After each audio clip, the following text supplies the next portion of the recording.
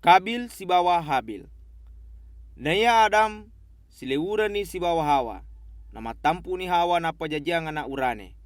Naleni asa Kabil na sabak makadai patuluna puange ang kana tolino ulolongeng. Rimon rina ro jajasi Hawa se dia na urane.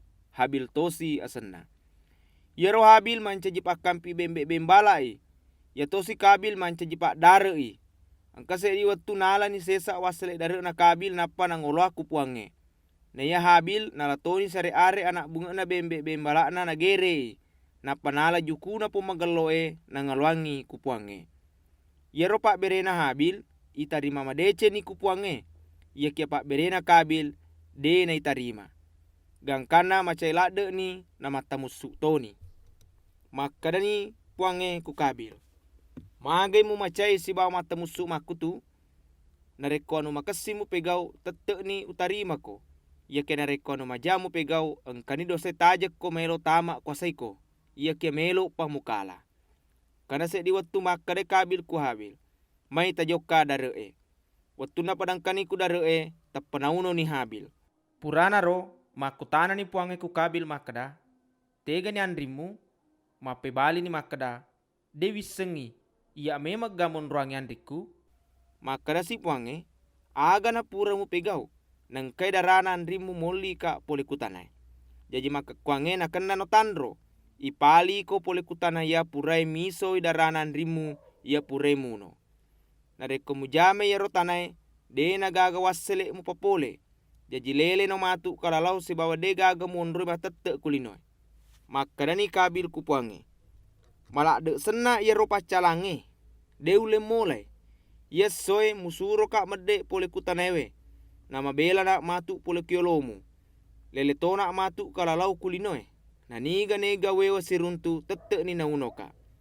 Maka dani puange. Denak kutu. Niga munoko iwale imatu lepipitu egana.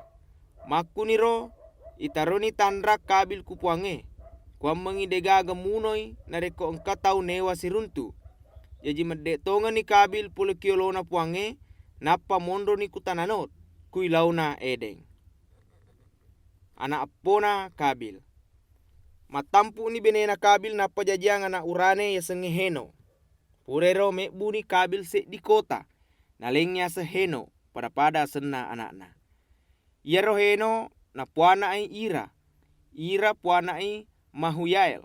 Mahuyael puanai Metusael. Metusael tosi puanai Lame.